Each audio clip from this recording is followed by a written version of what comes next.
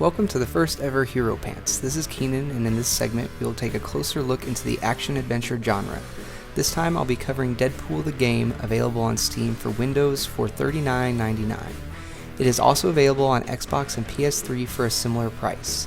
Deadpool was developed by High Moon Studios and published by Activision.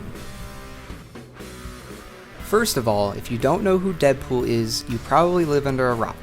Anyway, this game is loaded with everything that makes Deadpool who he is. There's a ton of humor, and I found myself laughing at a good majority of the cutscenes. And of course, it's that good old-fashioned Deadpool humor. Completely random, crude, vulgar, and in your face. Not many games have the guts to include dick jokes and blow-up dolls, I'm just saying. Another key feature to the story that makes this game unique and totally Deadpool is the fourth wall is broken. I mean utterly shattered. Deadpool is constantly talking to the player and commenting on what is happening in the game.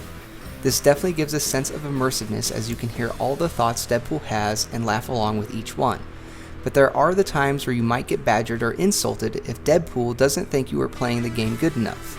Still, all the other characters you encounter remain unaware, and it's a good chuckle to see the drastic difference in how they interact in comparison to Deadpool. However, despite the good humor, the story is lacking quite a bit. It seems like that part was put together pretty quickly and lacks much depth or clear direction. But it does feel like an arc that you could have ripped straight out of a comic book.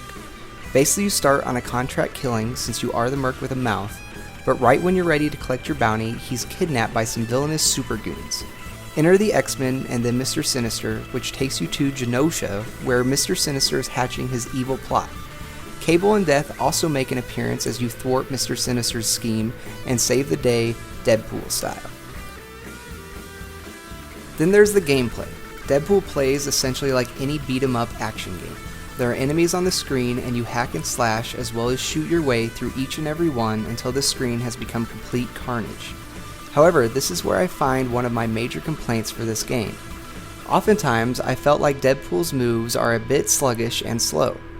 The game did not appear to be made challenging, but some of the combos you can perform can leave you wide open to attack. And there always seems to be that enemy right there waiting. Also, as you progress, more and more enemies have guns, which can leave you dead without really knowing where it came from. Deadpool counters this with a handy use of his teleport device, but the combat seemed reliant on this feature. Rather than make you feel like an all-powerful superhero slashing minions to pieces, combat flowed with more of a combo blink-blink combo setup. Also, for Deadpool being iconic for his use of swords, I found that more often I had to use the gun aspect of the combat system to survive. When you switch over, it becomes kind of a lackluster third-person shooter.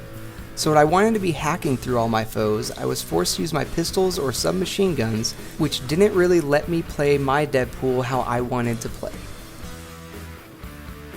But Deadpool does have an interesting element in character progression. Strung throughout the areas are coins referred to as DP points. These points are also rewarded to the player with higher combos in combat, so it makes chaining your attacks together necessary. With these points, you can purchase new melee weapons, guns, and utilities. Each of these are geared towards different playstyles, be it smashing that combo counter to new heights or just disintegrating your enemies. You can also upgrade each of these, so no weapon is truly the best unlock.